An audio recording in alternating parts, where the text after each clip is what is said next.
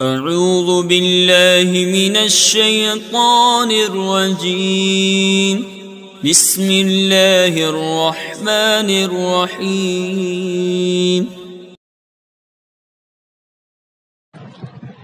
بسم اللہ الرحمن الرحیم۔ میں محمد احمد رضا، استاذ دارالعلوم غریب نواز الہ آباد، جماعت سادسہ کے طلباء سے مخاطب ہوں۔ منتخب الحسامی کا درس دینے جا رہا ہوں۔ مصنف علیہ الرحمہ فرماتے ہیں وَإِنَّمَا التَّعْلِيلُ لِحُكْمٍ شَرْعِيٍّ، اور تعلیل دوسرے حکم شرعی کے لیے ہے۔ وَهُوَ صَلَاحُ الْمَحَلِّ لِلصَّرْفِ إِلَى الْفَقِيرِ، اور وہ حکم شرعی فقیر کی طرف پھیرنے کے لیے محل کی صلاحیت رکھتا ہے۔ بِدَوَامِ يَدِهِ عَلَيْهِ بَعْدَ الْوُقُوعِ، درا حال کہ اس محل پر فقیر کا قبضہ دائمی ہو، بعد اس کے کہ وہ قبضہ ابتداءً باری تعالیٰ کے لیے واقع ہوا۔ بعد الوقوع للہ تعالیٰ بابتداء الید۔ اس عبارت سے ایک سوال کا جواب دینا چاہ رہے ہیں، لیکن سوال اور جواب کو سماعت کرنے سے پہلے پھر تھوڑا سا پیچھے کے سبق کو اپنے ذہن میں مستحضر کر لیجئے کہ بات چل رہی تھی فی خمس من الابل شاۃ، کہ 5 اونٹ میں ایک بکری بطور زکوٰۃ ادا کی جائے گی۔ اس سلسلے میں امام شافعی نے فرمایا تھا کہ اگر کسی کے پاس 5 اونٹ ہیں تو ان کو عین شاۃ یعنی بے عین ہی بکری کو زکوٰۃ کے طور پر ادا کرنا ضروری ہوگا۔ اب اگر کوئی بکری کی قیمت زکوٰۃ میں دے رہا ہے تو اس کی زکوٰۃ نہیں مانی جائے گی، کیونکہ امام شافعی نے یہ کہا تھا کہ فی خمس من الابل شاۃ میں لفظ شاۃ موجود ہے، اور جب لفظ شاۃ موجود ہے تو بے عین ہی بکری ہی دینا ضروری ہوگا، کیونکہ یہ عبارت النص سے ثابت ہے اور عبارت النص میں شاۃ کا لفظ آیا ہے۔ لیکن احناف نے فرمایا کہ فی خمس من الابل شاۃ میں اگر کوئی انسان 5 اونٹ کا مالک ہے تو وہ اگر بے عین ہی بکری کو زکوٰۃ کی صورت میں ادا کر رہا ہے تو ایسی صورت میں اس کی زکوٰۃ ادا مانی جائے گی، اور اگر بے عین ہی بکری کو نہ دے کر کے اس بکری کی قیمت اگر کسی نے دے دیا تو ایسی صورت میں بھی اس کی زکوٰۃ ادا ہو جائے گی۔ لیکن امام شافعی نے اس پر اعتراض کیا کہ اس کی زکوٰۃ ادا نہیں ہوگی جبکہ قیمت اس نے دیا ہو۔ اس کی وجہ کیا ہے؟ کیونکہ پیغمبر نے حدیث مبارکہ میں شاۃ کا لفظ استعمال کیا ہے، لہٰذا شاۃ ہی دینا ضروری ہوگا، بکری ہی دینا زکوٰۃ میں ضروری ہوگا۔ اس کی قیمت کو دینے کی صورت میں گویا کہ نص کے حکم کو بدلنا لازم آ رہا ہے، اور نص کے حکم کو بدلنا کسی بھی صورت میں جائز نہیں ہے، یہی چوتھی شرط ہے۔ تو اسی کو بیان کرتے ہوئے مصنف علیہ الرحمہ نے فرمایا تھا کہ فی خمس من الابل شاۃ میں جو ہم بکری کی قیمت ادا کرنے کی صورت میں بھی زکوٰۃ کی ادائیگی کو مان لیتے ہیں، تو اس کی وجہ یہ ہے کہ پہلے زکوٰۃ کے مقصد کو سمجھنا پڑے گا، اور مقصد زکوٰۃ کیا ہے؟ فقیر کی حاجت روائی کرنا، اور فقیر کی حاجتیں الگ الگ ہیں، تو بے عین ہی بکری دینے کی صورت میں اس کی ساری حاجتیں اور ضرورتیں پوری نہیں ہو رہی ہیں، بلکہ اس کے کھانے کی ضرورت پوری ہو رہی ہے۔ حالانکہ فقیر کی ضرورتوں میں سے دوا بھی ہے، علاج بھی ہے، مکان بھی ہے، کپڑا بھی ہے، تو بیماری آزاری جب یہ ساری چیزیں فقیر کے حاجات اور ضروریات میں سے ہیں تو ان کی ادائیگی کیسے ہو پائے گی؟ اسی لیے ہم نے کہا کہ مقصد شارع علیہ السلام بھی یہی ہے کہ زکوٰۃ کی 5 اونٹوں کی زکوٰۃ میں بے عین ہی بکری کا بھی دینا جائز ہے اور اس کی قیمت کا بھی دینا جائز ہے۔ رہ گئی یہ بات کہ پھر لفظ شاۃ جو نص میں آیا ہے، حدیث شریف میں آیا ہے، تو اس پر عمل کیسے ہوگا؟ تو کہہ رہے ہیں کہ جب حدیث شریف پر اگر غور کیا جائے تو دلالت النص اور اقتضاء النص کی صورت میں قیمت کے دینے کی صورت میں بھی زکوٰۃ ادا ہو جائے گی، کیونکہ دلالت النص اس پر دلیل ہے۔ اقتضاء النص سے بھی یہی ثابت ہے، اور دلالت النص اور اقتضاء النص کیا؟ فقیر کی حاجت ہے۔ فقیر کی حاجتیں جب بے شمار ہیں تو دلالت النص سے بکری کی قیمت کا دینا ثابت ہو گیا۔ تو یہ بات تو پچھلے سبق میں آپ حضرات کو بتلائی گئی تھی، لیکن آج کے سبق میں یہ بتلا رہے ہیں کہ چلیے ہم نے مان لیا جیسا کہ آپ نے کہا کہ دلالت النص اور اقتضاء النص سے جواز ابدال ثابت ہے، لیکن ہم پوچھیں گے کہ پھر تعلیل کا فائدہ کیا ہوا جب کہ آپ تعلیل یہاں بیان کر رہے ہیں، قیاس کر رہے ہیں، تو پھر جب وہ چیز دلالت النص اور اقتضاء النص سے ثابت ہوئی تو آپ کے تعلیل کا کیا فائدہ ہوا؟ یہی آج کے سبق کا اعتراض ہے۔ اسی کو مصنف علیہ رحمہ فرماتے ہیں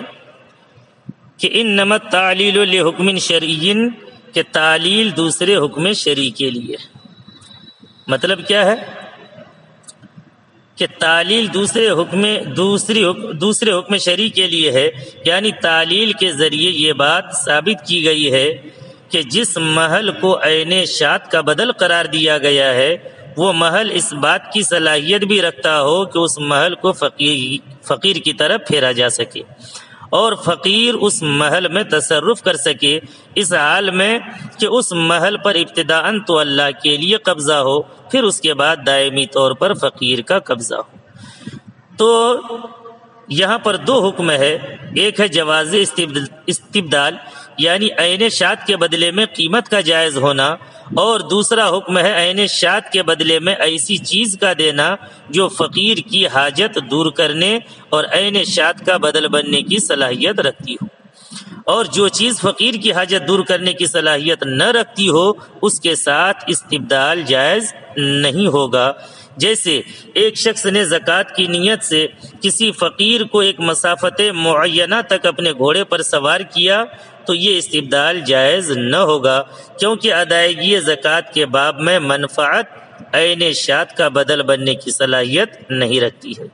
تو پہلا حکم یعنی جواز استبدال کا حکم تو وہ دلالت النص یا اقتضاء النص سے ثابت ہے، جیسا کہ ما سبق کی تقریر میں بیان ہو چکا، اور دوسرا حکم یعنی ایسی چیز کے ساتھ استبدال جو فقیر کی حاجت کو دور کرنے اور عین شات کا بدل بننے کی صلاحیت رکھتی ہو، تعلیل سے ثابت ہوا ہے۔ تو جب یہ بات تعلیل سے ثابت ہوئی تو تعلیل بیکار نہیں ہوئی۔ اسی کو مصنف علیہ رحمہ نے یوں کہا کہ حدیث فی خمس من الابل شاتن میں تین حکم ہیں، ایک وہ جو عبارت النص سے ثابت ہوتا ہے یعنی عین شات بے عین ہی بکری کا واجب ہونا، اور دوسرا وہ حکم جو دلالت النص یا اقتضاء النص سے ثابت ہوتا ہے اور وہ ہے بکری کے بدلے میں قیمت کا جائز ہونا، اور تیسرا وہ جو تعلیل سے ثابت ہو یعنی قیمت کا فقیر کی حاجت دور کرنے اور عین شات کا بدل بننے کی صلاحیت رکھنا۔ تو تعلیل کام آئی، تعلیل اور قیاس بیکار نہیں رہی، کیونکہ یہ تعلیل دوسرے حکم شرعی، اور وہ دوسرے حکم شرعی یہی ہے کہ قیمت کا فقیر کی حاجت دور کرنے اور عین شات کا بدل بننے کی صلاحیت رکھنا۔ تو اب تعلیل بھی بے محل اور لغو نہیں ہوا، بلکہ تعلیل کے ذریعے سے بھی ایک چیز ثابت ہو گئی، اور وہ تھی قیمت کا فقیر کی حاجت دور کرنے اور عین شات کا بدل بننے کی صلاحیت رکھنا۔ اب یہاں سے اس مسئلے پر کئی نظائر پیش کریں گے جس کے ذریعے سے احناف اپنے مسلک کو اور اپنے نظریہ کو واضح کریں گے۔ تو اب یہاں سے الگ الگ مثالیں دے کر کے اپنی بات کو وہ ثابت کریں گے۔ بسم اللہ الرحمن الرحیم۔ میں محمد احمد رضا، استاذ دارالعلوم غریب نواز الہ آباد، جماعت سادسہ کے طلباء سے مخاطب ہوں اور منتخب الحسامی کا درس دینے جا رہا ہوں۔ کل کے سبق میں بتلایا گیا تھا کہ یہاں سے ایسے چند نظائر کو پیش کریں گے جو سوالات مقدرہ کے جوابات کی صورت میں واقع ہوں گے۔ پہلا سوال کل کے سبق میں گزر گیا، آج جو دوسرا سوال وارد ہوتا ہے اور اس کا جواب دیا جا رہا ہے جس کا تعلق شرط رابع سے ہے جو قیاس کے صحیح ہونے کے لیے ضروری ہے۔ پہلے ترجمہ دیکھ لیں۔ والواجب تعظیم اللہ تعالی بکل جزء من البدن، اور بدن کے ہر جز کے ساتھ اللہ تعالی کی تعظیم بجا لانا واجب ہے۔ والتکبیر آلۃ صالحۃ، اور رہی تکبیر تو وہ ایسا آلہ ہے لجعل فعل اللسان تعظیما، جو فعل لسان کو تعظیم قرار دینے کی صلاحیت رکھتی ہے۔ والافطار هو السبب، اور افطار یعنی کفارے کا سبب ہے۔ والوقاء آلۃ صالحۃ للفطر، اور وقاء یعنی جمع ایسا آلہ ہے جو فطر کی صلاحیت رکھتا ہے۔ اس عبارت کا مطلب یہ ہے، ایک طرح سے یہاں پر اعتراض وارد کیا جا رہا ہے کہ شریعت نے نماز کو شروع کرنے کے لیے بے عینہ تکبیر کے لفظ کو مشروع کیا ہے، جیسا کہ اللہ رب العزت نے قرآن کریم میں ارشاد فرمایا وَرَبَّكَ فَكَبِّرْ، اور اپنے رب کی بڑائی بیان کیجیے۔ اور حضور سرور کائنات صلی اللہ تعالی علیہ وسلم نے اسی تکبیر تحریمہ کے بارے میں ارشاد فرمایا تحریمہ التکبیر، کہ اس کا تحریمہ تکبیر ہے۔ تو قرآن کریم میں بھی لفظ کبیر آیا اور حدیث رسول میں بھی لفظ تکبیر آیا، ان دونوں نصوص میں بے عینہ تکبیر کا ذکر ہے۔ چونکہ فقہ وغیرہ کی کتابوں میں آپ حضرات نے پڑھا کہ اگر تکبیر تحریمہ کے لیے کسی نے لفظ اللہ اکبر کہہ کر کے تکبیر تحریمہ یعنی نیت باندھا تو ایسی صورت میں بالاتفاق احناف و شوافی سب کے نزدیک نماز کی افتتاح اور شروعات ہو جائے گی۔ لیکن اگر اللہ اکبر کے بجائے کوئی دوسرا لفظ کہا جیسے اللہ اجل یا الرحمن اعظم، تو اس صورت میں امام شافعی کے نزدیک نماز کی افتتاح اور نماز کی شروعات نہیں ہو پائے گی، برخلاف امام اعظم کے، کہ امام اعظم فرماتے ہیں کہ اگر کسی نے اللہ اکبر کے بجائے اللہ اجل یا الرحمن اعظم سے اگر نماز کو شروع کیا تو یہ درست ہے۔ تو اب یہاں پر امام شافعی کی طرف سے اعتراض وارد ہو رہا ہے کہ دیکھیے قرآن کریم میں بھی تکبیر کا لفظ آیا ہے اور حدیث رسول میں بھی تکبیر کا لفظ آیا ہے، لہٰذا تکبیر تحریمہ کے لیے یہی لفظ بے عینہ متعین ہے، اور اس لفظ کے علاوہ اگر کسی دوسرے لفظ کے ذریعے سے نماز کی افتتاح کی جائے، نماز کو شروع کیا جائے تو نماز صحیح نہیں ہوگی۔ لیکن امام صاحب یعنی امام اعظم علیہ رحمت و رضوان نے تعلیل کے ذریعے نص کے اس حکم کو بدل دیا۔ اور کیوں بدلا؟ اس لیے کہ امام اعظم فرماتے ہیں کہ ہر اس لفظ سے نماز کی افتتاح کی اجازت دی گئی ہے جو تعظیم باری پر دلالت کرتا ہو، اور جب بات ایسی ہے تو قیاس کی چوتھی شرط فوت ہو گئی، لہذا افتتاح صلاۃ کے سلسلے میں تکبیر یعنی اللہ اکبر پر قیاس کر کے دوسرے کلمات تعظیم کے ذریعے نماز کا افتتاح جائز نہ ہونا چاہیے تھا، حالانکہ امام اعظم علیہ رحمت و رضوان اس کی اجازت دیتے۔ تو اعتراض غالباً آپ کے ذہن میں آ گیا ہوگا، اب اس کا جواب دیکھیں جو کئی جگہوں پر جواب دیا جا چکا ہے۔ تو اس کا جواب یہ ہے کہ مذکورہ نصوں میں یعنی وَرَبَّكَ فَكَبِّرْ میں اور تحریمہ التکبیر میں لفظ اللہ اکبر شارع کا مقصود نہیں، بلکہ بدن کے ہر جز کے ساتھ اللہ رب العزت کی تعظیم مقصود ہے، اور زبان بھی انسان کے بدن کا ایک جز ہے، لہذا زبان کا ایسا عمل واجب ہوگا جو اللہ رب العزت کی تعظیم پر دلالت کرے، چاہے وہ لفظ اللہ اکبر کے ذریعے ہو یعنی بے عینہ تکبیر ہو، یا اللہ اجل یا الرحمن اعظم ہو،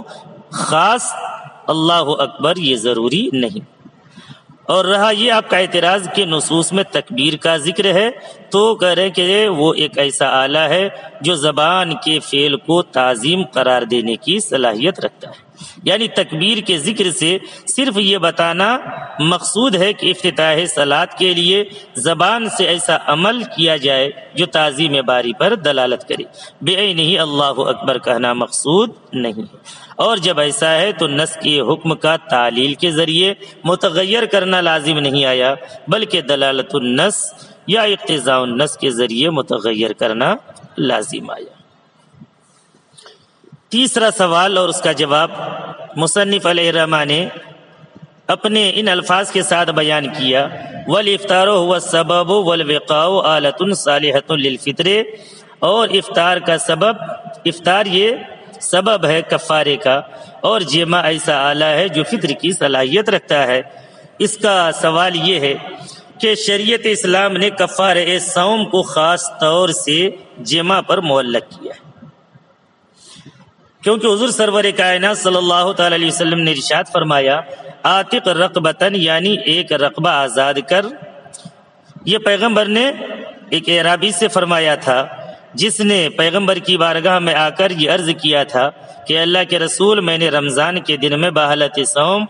اپنی بیوی سے جمع کر لیا ہے، تو اس حدیث میں چونکہ جمع کا ذکر کیا گیا ہے، اس لیے صرف جمع کے ذریعے افطار کرنے سے کفارہ واجب ہونا چاہیے تھا، عمدن کھا کر یا پی کر افطار کرنے سے کفارہ واجب نہ ہونا چاہیے تھا۔ حالانکہ احناف افطار کو حکم یعنی کفارہ کی علت قرار دے کر یہ کہتے ہیں کہ جب بھی عمدن افطار کرنا پایا جائے گا کفارہ واجب ہو جائے گا، افطار خواہ جمع کے ذریعے ہو یا کھانے اور پینے کے ذریعے ہو۔ تو یہاں پر بھی اعتراض کی وضاحت سے بات بالکل واضح ہو گئی کہ امام شافعی فرماتے ہیں کہ اگر کسی نے جمع کر لیا تو ایسی صورت میں عاتق رقبتن، ایک غلام کو آزاد کرنے کا حکم ہوگا، لیکن اگر کھا پی کر کے افطار کر کے روزہ کو توڑا ہے تو ایسی صورت میں اس کے لیے حکم الگ ہوگا۔ لیکن احناف چاہے کھانے پینے کی صورت میں افطار کیا ہو یا جمع کی صورت میں افطار کیا ہو، یعنی روزے کو توڑا ہو، بہر صورت اس کے لیے عاتق رقبتن کا حکم ثابت ہوگا۔ اسی کو فرماتے ہیں شوافی کی طرف سے بطور اعتراض کہ دیکھیے اس جگہ بھی احناف نے تعلیل کے ذریعے حدیث کے نسخ کے حکم کو متغیر کر دیا ہے، حالانکہ صحت قیاس کی چوتھی شرط یہ تھی کہ تعلیل کے ذریعے نسخ کا حکم متغیر نہ ہونا چاہیے، لیکن یہاں پر بھی نسخ کا حکم متغیر ہو رہا ہے۔ تو اس کا جواب یہ دیا جائے گا کہ کفارہ صوم واجب کرنے والا سبب جنایت کے طور پر افطار کرنا ہے، یعنی کفارہ صوم کے سلسلے میں افطار علی وجہ الجنایت مقصود ہے، جمع مقصود نہیں ہے۔ جمع تو صرف ایک آلہ ہے جو صرف افطار کی صلاحیت رکھتا ہے، لہذا جو چیز بھی افطار کی صلاحیت رکھے گی وہی کفارہ صوم کا موجب ہوگی۔ تو رسول کائنات صلی اللہ تعالی علیہ وسلم کی حدیث کا مقصود افطار کی وجہ سے کفارہ کا واجب کرنا ہے، افطار کسی بھی چیز کے ذریعے ہو، مگر اعرابی نے چونکہ جمع کے ذریعے افطار کیا تھا اس لیے حدیث میں جمع کا ذکر کر دیا ہے، ورنہ خاص طور سے جمع مراد نہیں بلکہ افطار مراد ہے، یعنی روزہ توڑنا مراد ہے۔ اور جب حدیث میں افطار مراد ہے اور افطار ہی کفارہ کا باعث ہے تو تعلیل کے ذریعے نص کے حکم کا متغیر کرنا لازم نہیں آیا، بلکہ نص کا حکم متغیر تو ہو رہا ہے مگر اقتضاء النص یا دلالت النص کے ذریعے سے متغیر ہونا لازم آ رہا ہے، اور جب دلالت النص یا اقتضاء النص کے ذریعے سے نص کا حکم متغیر ہو رہا ہے تو شوافی کی طرف سے یہ اعتراض بھی وارد نہیں ہوگا کہ آپ نے تعلیل یعنی قیاس کے ذریعے سے نص کا حکم متغیر کیا۔ وبعد التعلیل یبقى الصلاحیت علی ما کان قبلہ، اور تعلیل کے بعد صلاحیت اسی پر باقی رہے گی جو تعلیل سے پہلے تھی۔ اس عبارت کا تعلق شروع میں جو مصنف نے انما خصصنا القلیل سے لے کر والافطار هو السبب تک تمام نظیروں سے متعلق ہے۔ یعنی مذکورہ تمام نظائر سے معلوم ہو گیا کہ تعلیل کے بعد احکام اسی طرح صلاحیت رکھتے ہیں جس طرح تعلیل سے پہلے رکھتے تھے۔ مثلا جمع تعلیل سے پہلے ہی افطار کی صلاحیت رکھتا ہے، تکبیر فعل لسان کو تعظیم قرار دینے کی صلاحیت رکھتی ہے، اسی طرح سے پانی نجاست زائل کرنے کی صلاحیت رکھتا ہے، اور بکری کی ادائیگی زکوٰۃ کی صلاحیت رکھتی ہے۔ لہذا مذکورہ نصوص کے احکام میں جو کچھ بھی تغیر پیدا ہوا ہے وہ تعلیل سے پہلے ہی دلالت النص یا اقتضاء النص کی وجہ سے پیدا ہوا ہے، تعلیل کی وجہ سے کسی نص کا حکم متغیر نہیں ہوا، جیسا کہ ہر نظیر کے بیان میں تفصیل کے ساتھ گزر چکا۔ اور جب بات ایسی ہے تو مذکورہ نظائر میں قیاس کی شرط رابع کا فوت ہونا لازم نہیں آیا۔ اسی کو مصنف نے کہا وبعد التعلیل یبقى صلاحیت علی ما کان قبلہ، اور تعلیل کے بعد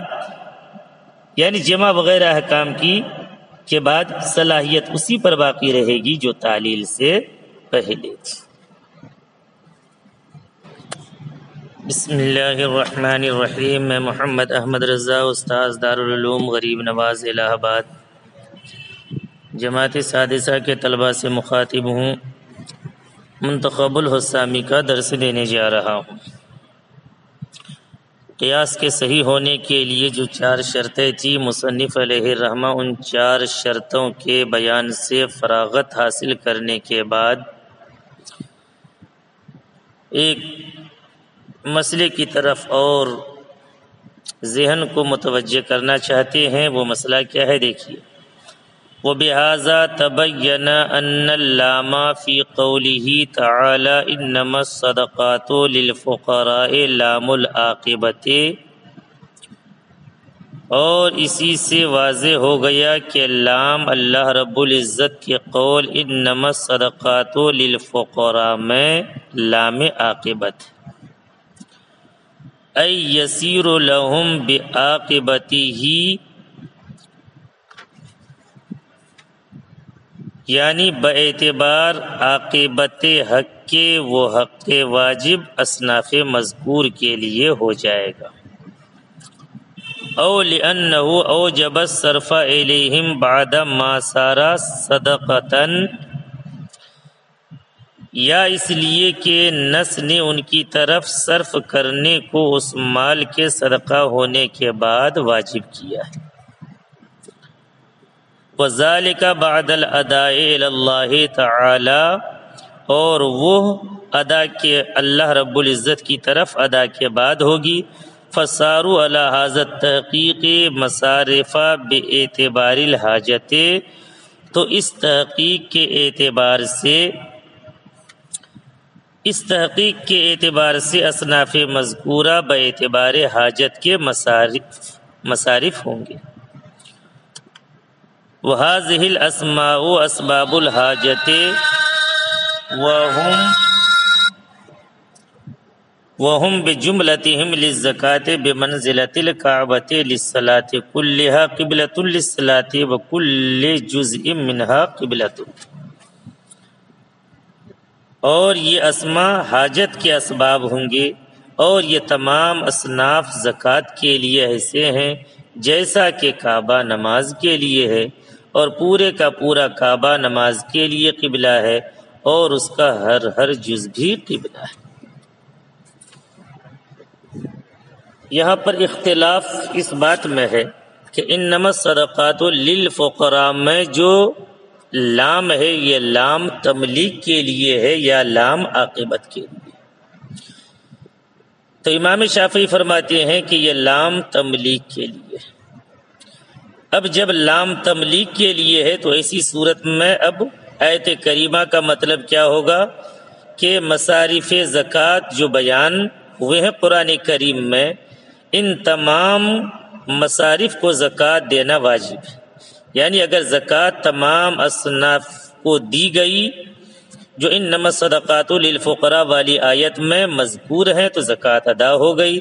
اور اگر صرف ایک صنف اور ایک قسم کو دی گئی تو زکوٰۃ ادا نہ ہوگی۔ آیت کریمہ میں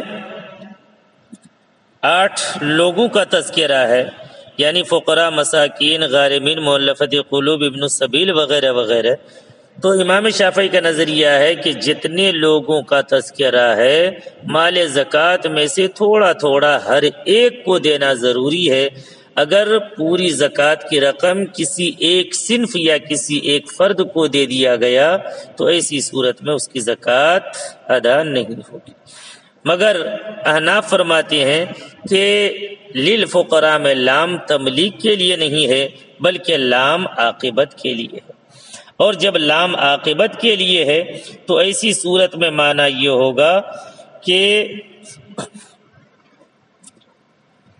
زکوٰۃ کی رقم ان اصناف میں سے کسی ایک کو دیا جائے یا سب کو دیا جائے یا کسی ایک فرد کو دیا جائے، تمام صورتوں میں زکوٰۃ ادا ہو جائے گی.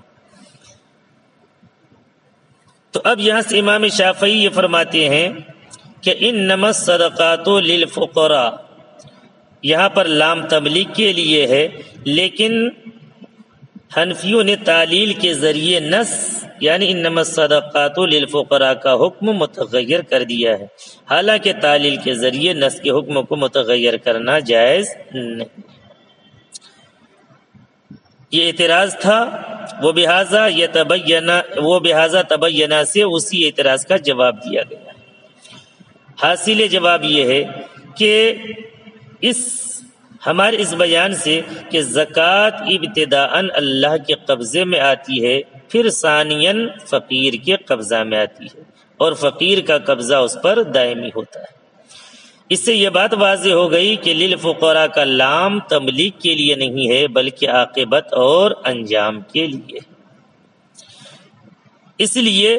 کہ اگر لام تملیک کے لیے ہوتا تو ایسی صورت میں صدقات کے مال زکوٰۃ کے رقم کا مالک یہ فقراء اول دفعہ میں ہوتا، لیکن حقیقتاً اول دفعہ میں یہ فقراء مالک نہیں ہوتے ہیں، کیونکہ اگر یہ فقراء مالک ہو گئے تو ایسی صورت میں زکوٰۃ کی ادائیگی نہیں ہو پائے گی. اسی لیے کہا جاتا ہے کہ فقیر دو قبضہ کرتا ہے، ایک قبضہ باری تعالیٰ کا نائب بن کر کے کرتا ہے، پھر جب باری تعالیٰ کا نائب بن کر کے قبضہ کر لیا تو ایسی صورت میں وہ مال زکوٰۃ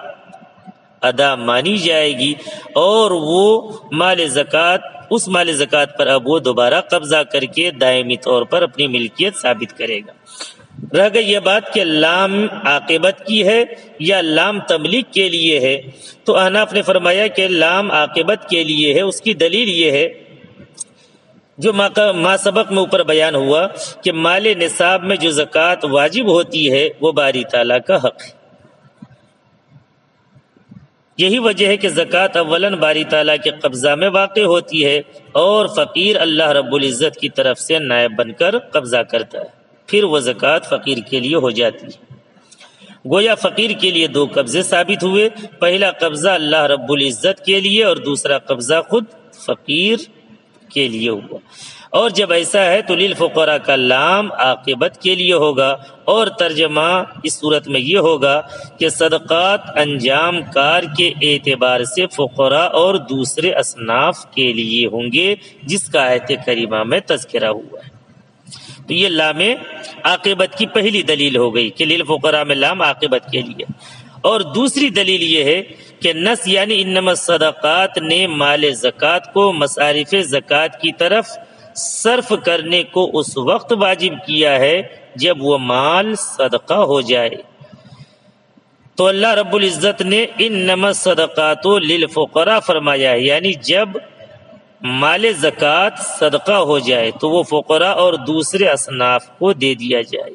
اللہ رب العزت نے یہ نہیں فرمایا انما الاموال التي وجب اداؤها للفقراء،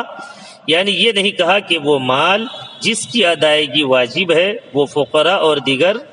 اصناف کو دے دیا جائے. تو نص سے یہ بات ثابت ہو گئی کہ مال زکوٰۃ پہلے صدقہ ہوگا، پھر فقراء اور دیگر اصناف کو دیا جائے گا، اور مال کا صدقہ ہونا اس وقت متحقق ہوگا جب کہ وہ مال اللہ کی طرف ادا کر دیا جائے، اور اللہ کی طرف ادائیگی فقیر کے قبضہ سے پہلے ثابت نہیں ہوتی۔ تو مال زکوٰۃ کو صدقہ بنانے کے لیے فقیر پہلے اللہ کا نائب بن کر اللہ کے لیے قبضہ کرتا ہے، پھر وہ صدقہ فقیر کی ملک ہو جائے گا۔ تو اب ایسی صورت میں مفہوم یہ ہوگا کہ مال زکوٰۃ جو اللہ کے لیے فقیر کے قبضہ کرنے سے صدقہ ہو گیا، وہ انجام کار کے اعتبار سے فقراء اور دوسرے اصناف کے لیے ہو جائے گا۔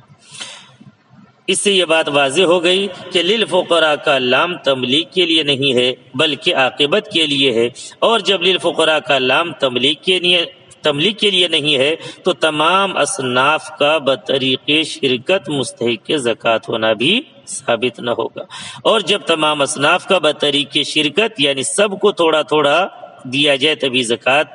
مانی جائے گی، نہیں تو نہیں۔ تو علت حاجت کی وجہ سے ایک صنف یا ایک فقیر کو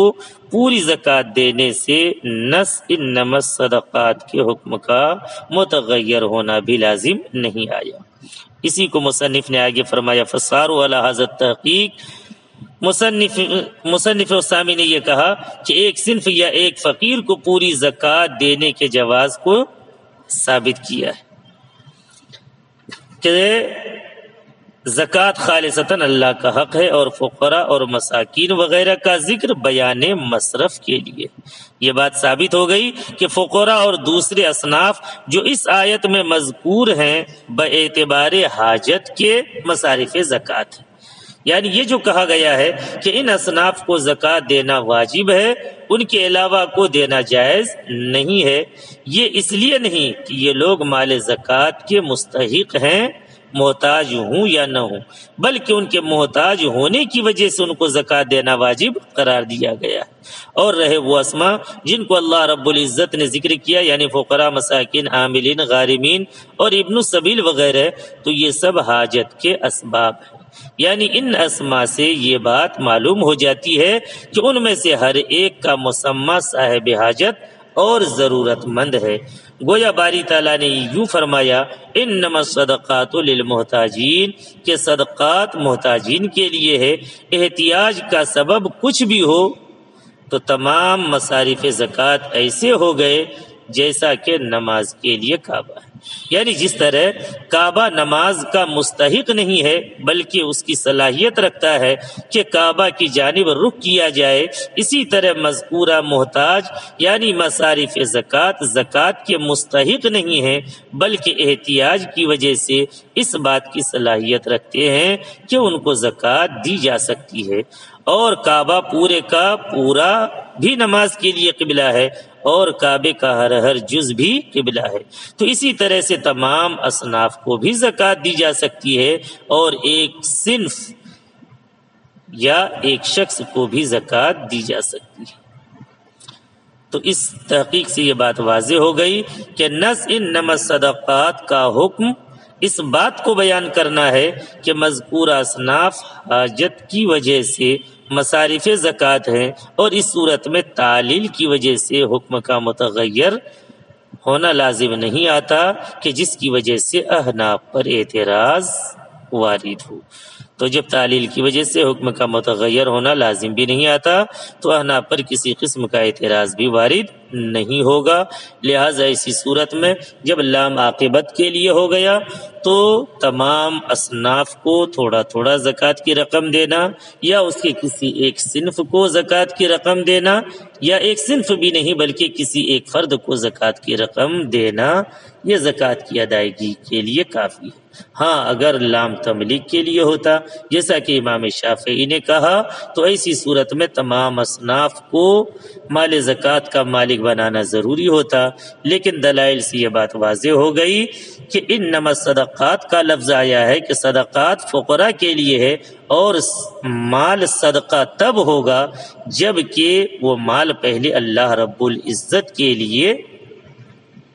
ثابت ہو جائے، یعنی فقیر اللہ کا نائب بن کر کے اس پر قبضہ کر لے تبھی وہ صدقہ ہوگا، اور جب مال صدقہ ہوگا تب جا کر کے فقراء اور تمام اصناف کو دیا جائے گا۔ لیکن یہاں پر دلائل جو دو دلیلیں دیا لام عاقبت کے لیے، ان دونوں دلیل سے یہ بات واضح ہو جاتی ہے کہ لام تملیک کے لیے نہیں بلکہ عاقبت کے لیے ہے، لہذا جب لام عاقبت کے لیے ہے تو تمام اصناف کو مال زکوٰۃ دینا ضروری نہیں، تمام اصناف کو بھی دے سکتے ہیں، اور ایک صنف بلکہ ایک فرد کو بھی پوری زکوٰۃ دیں گے تو زکوٰۃ ادا مانی جائے گی۔